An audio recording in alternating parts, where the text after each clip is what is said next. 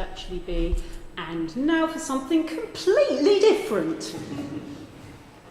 I am, as Sir Laurie kindly said, a conservation advisor with the 20th Century Society, and our remit begins in 1914 at the end of the Edwardian era, and therefore doesn't include any Victorian churches, and we've heard quite a lot about those. So what I'm going to do is I'm going to look at cases that we've been involved in that illustrate what we consider to be of significance in 20th century churches, and looking a little bit at the challenges that they face in the light of changing requirements of church buildings, which is a little bit different because, generally speaking, they have followed a different plan form to the Victorian churches.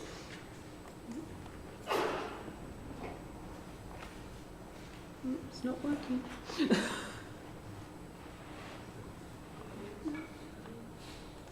There we go, that's better. Just a little bit about us, in case you don't know. The 20th Century Society was founded in 1979 as the 30th Society, following an exhibition at the Hayward Gallery about the 1930s. But actually our Euston Arch moment didn't come until the following year, in 1980, when the Firestone factory, which is illustrated here, was demolished overnight, bank holiday weekend, just before it was listed. This led to a campaign which resulted in the listing of 150 interwar buildings. Since then, our remit has grown to encompass all buildings constructed since 1914, right up until yesterday. We are thinking about a name change, but we did have a name change in 1992, when it was realised that the 30s was not just going to be of concern, but post-war buildings were also of interest, and we changed to the 20th Century Society.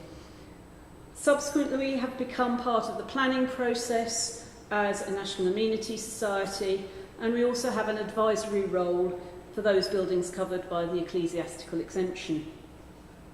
So, you know, we also are a membership organisation. We organise lots of events and lectures that include lots of tours of churches all around the country. And we also publish a number of magazines, journals, and interesting titles on notable church architects, such as Maguire and Murray and Stephen Dykes-Bower.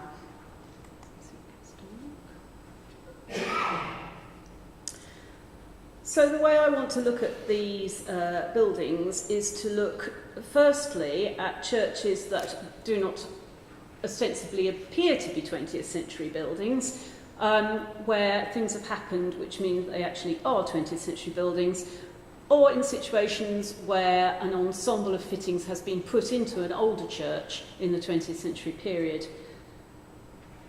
St James's, Piccadilly, is one of our current cases. The man in the street would not recognise this as a 20th century church.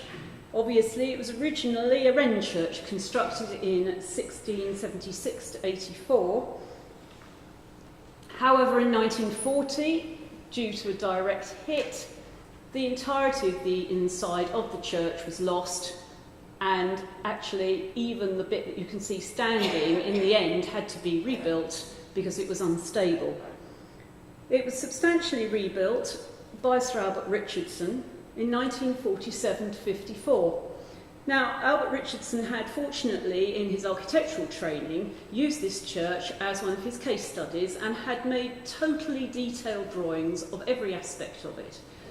So this is an example of a 20th century complete internal fitting and church, which is done in the form of a facsimile copy of a wren church. We are currently involved in casework here, as I've said. It's Grade 1 listed, and it's quite an interesting question to work out what the significance is of this wren church built in 1947. The fittings are extremely high quality. Richardson was concerned with quality and keeping as closely to the wren original as possible. But it has to be said that this church had been reordered since Wren anyway, and the original collegiate style pews had been replaced with box pews. So what you have here is actually a reconstruction of a facsimile of something that had been reordered. As you can see from this slightly fuzzy slide, there have been problems with this in that post-war period was beset with problems with materials. And some of the materials that we used were not as high quality as they could possibly have been, and here you can see where the plaster is marked from failings in the roof. Richardson also put in a few of his own signature little designs. These lovely mushroom-shaped light fittings are integral to the pews. The problem that this is causing at the moment in this very vibrant church, which hosts a lot of concerts, is that the electrics go through the pews. So any reorganising of the pews is going to involve reorganising of Richardson's rather wonderful mushroom light fittings. And this is what we're discussing with them at the moment. Another very live case of ours, and another case of bombing, is St John's Waterloo, which originally was designed in a Greek revival style by Francis Bedford in 1823-4. In 1951, after severe bomb damage, it was essentially pretty much rebuilt. It was rebuilt by Thomas Ford with murals by Hans Feibusch, which you can see there over the altar. The importance of this, again, highly listed church is very largely down to its 1951 fittings, which were designed specifically in relation to the church's use as part of the Festival of Britain, which was going on just up the road. Thomas Ford and Partners undertook a major 8-year restoration of St John's in 1990, so it has had work done to it subsequently, but it hadn't been redecorated at this stage or touched since 1951.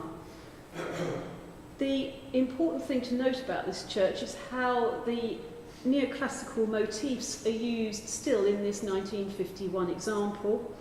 You have anthemion friezes and water lily paterae and all sorts of interesting designs. This, for example, is an unusual 2-decker pulpit which was designed by Thomas Ford for the building.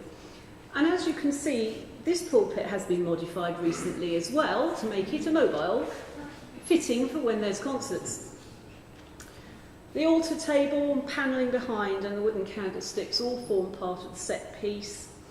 And the problem at the moment is increasing use for concert, means that the semicircular curved vestries and the side chapel no longer fit in with the organisation that the church would like in order to modify the layout for different concerts. So we're in discussions with them on this one as well.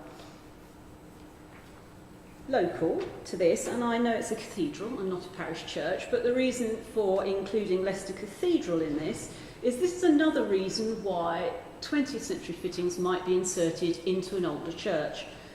So Leicester Parish Church became Leicester Cathedral in 1927, and in response to this, they commissioned Charles Nicholson, who was a very important designer of churches and interior fittings, to refit the church to specifically reflect this moment.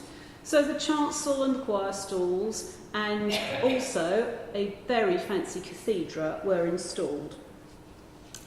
This is the most complete, or was the most complete example of Nicholson's work, and the only one of his cathedral schemes to be fully realised. This again was a case of ours quite recently, and as you are probably aware, some of this has been removed to accommodate Richard III. This one is just a very quick slide, St Botolph Longthorpe, which is in Peterborough. The majority of this church is 12th and 16th century. It was reordered in Victorian times and new pews were put in. But in this case, you have an ensemble of fittings in the chancel that are not all by one architect, but have a completely different significance, and that is that they are largely war memorials. Put in after the 1914-18 war, individual responses to grief and also a parish response to grief in terms of the altar rails. There is also a fitting in the nave, a plaque in the nave listing all the losses in that war. The point of this is that it is the war memorial for the village. This church serves a memorial function outside its ecclesiastical function in a way, and the whole thing belongs to the whole community, not just the parishioners. So at the moment they have been discussing a reordering that initially was going to involve the removal of all their war memorial fittings. Bringing this to us in Historic England in 2014 was perhaps not the wisest thing for the church to do. We are still in discussions as the best way forward in this, but at the moment, at least the majority of the fittings, they have begun to understand their significance. Previously, their only thought of the significance of this Grade 1 listed building were the exterior medieval walls. Another scenario that you sometimes get is an extension to an older building. This is just the panelling from a complete war memorial chapel that was added to St Luke's Maidenhead, which is an 1866 building. It's one of those buildings that had its fittings accreted over the years because, frankly, the parish wasn't rich enough to put everything in one go. And the 1923 edition was a complete war memorial chapel, complete with its panelling and chairs and fittings to match. It has been changed over the years, and about 20 years ago it was divided in two to form a clergy vestry. The parish are considering reordering at the moment, and one of the things that they are deciding to do is actually to return this to its entire chapel format, because then they can use it for more flexible uses, such as a meeting room. Yet another church which was extended. This is All Saints Forward in Sheffield, which was originally a Victorian church and was substantially altered and extended after the Second World War by George G. Pace, the chancel and south aisle being added in 1953 to 1956. This has added a vast central unmoulded arch and a new sanctuary to the building, which really is quite an amazing space, and the lighting comes down from the top of the clear story, which you can't see. There we are, that's better in this picture. And the relationship of the light and the space and the sheer windowless canted east wall is very dramatic in this particular building. The problem is that it is quite separate from the rest of the church, and at the moment there are discussions to block this area off and insert a floor in to put an office in, which is something that we are still talking to them about. So now we move on to complete new build churches, starting in the interwar period. Many churches were actually built in the interwar period in relation to the expansion of the suburbs in places like London, many of which were complete designs by the architects, including all the internal fixtures and fittings. The next two churches I'm going to show you are not current cases of ours, but they are ones that we visit regularly on society events. The reason for putting St Mary Kenton up is perhaps because its exterior doesn't look terribly promising. But interior, you can see, is quite a stunningly unexpected collection of fittings, including baldacchinos and carefully carved choir stalls in the chancel. It's completely by J. Harold Gibbons, all his designs interior as well. I haven't got a picture here, but it has a rood which is gilded and painted, and its original wood block flooring, and this is how it achieves its listed status at Grade 2 star, because it is really special inside as well. Now, the next church, which is my favourite, is particularly innovative and unusual for the interwar period. This is John Keble Church in Mill Hill, 1936, and much more on the modern movement style. Interior, it used a diagrid system, which was the first use of this in this country. And it really is quite a staggering space. It was an innovation in the ideas of using different liturgical movement thoughts, where the choir was located in the centre there and the congregation that massed around it. Now, the altar originally was intended to be moved out at the very front of the chancel there, but there was some intervention from the bishop and it got pushed to the back wall. So this is a really innovative church, and I show it to you to show you how interesting churches of this period can actually be. And also you get a more traditional churches like this one, which the name's fallen off the side. This is more for St Thomas the Apostle in Hanwell, which is grade 2 star listed. And again, it looks traditional from the exterior, but interior has some quite surprising little features, like these beautiful little chapels, all of which are still intact in the original designs and carvings. And this was just a little slide to talk about chairs. A lot of the interwar churches, well, the vast majority of them actually, didn't have pews or benches, they had chairs. And here is an example of these very comfortable chairs that they had in the 1930s. So Mary Magdalene, Frinton-on-Sea, is an unlisted building by Sir Charles Nicholson. Now, I understand that there are very few unlisted Church of England buildings, but it would appear the majority of them are in our period. And sometimes they come up, and we are very happy to talk to churches. They got in touch asking our advice about their chairs. Now, interestingly, a few years ago, they put in pews in the nave, and they moved the remainder of their original Charles Nicholson chairs into the aisles. Now they want to move the pews into the aisles and put chairs in the centre. Not these are not comfortable enough. But our point on this is really that we understand that sometimes, although the loss of these chairs would sever a historic link, it isn't sometimes practical to keep them, especially when there's only some remaining. So we recommended, and the church have agreed, this is a good course of action, that they will retain a representative sample of these chairs which they can use in other places around the church. I'm going to move on now swiftly to churches that were built after the war. After the war, the church architectural scene changed quite dramatically. The bombing of cities meant major church loss. Some were reconstructed, as we saw earlier at St James Piccadilly, but in many places the opportunity was taken to build something brand new. A part of the movement in the cities was the planning of new towns. This is Harlow in Essex, one of the post-1947 new towns that was put round London. And it was obviously felt appropriate that the new towns should have new churches reflecting the new liturgical feeling of central space and community. So really these churches are very, very innovative. They used innovative materials and innovative plan forms. And this has led to interesting problems now. They are getting a bit older because often with material shortages, they were not built of the best quality materials, and they have lots of issues, mostly actually revolving around repairs rather than problems with the internal fittings.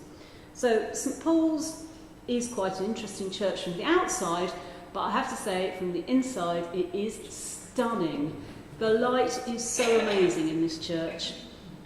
This is another example where the entire church was built and designed by the same architects, and the fixtures and fittings were entirely done by Reginald Hurst, and they have been called a very complete and highly decorative 1950s ensemble. Here we can see some of the fittings specifically designed for the church and still in place. They are looking at ways to improve the church at the moment.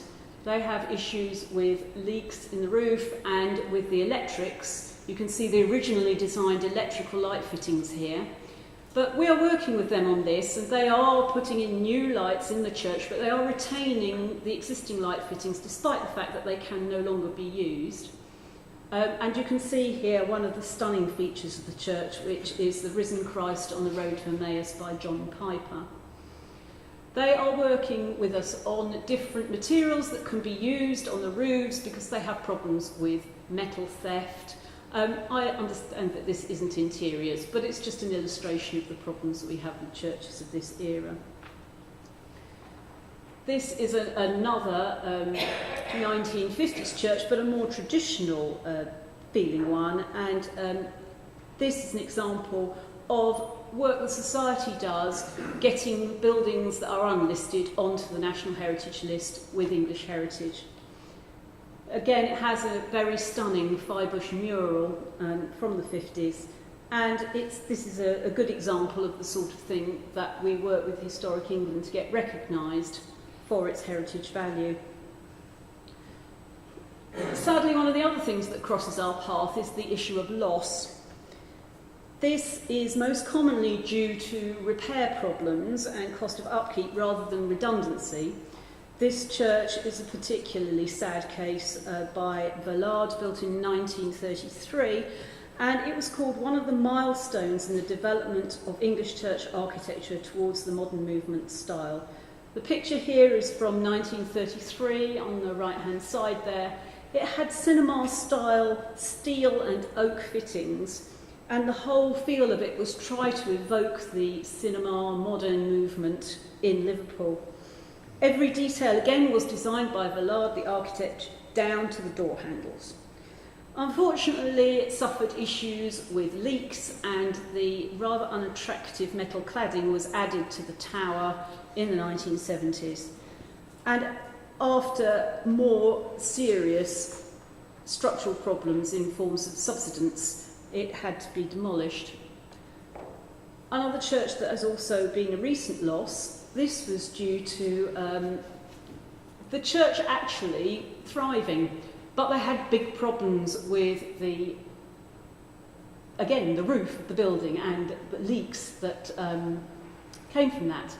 As you can see, the interior was considered sufficiently significant to appear on the front of Michael Yelton and John Salmon's book on the Anglican Church in church building in London.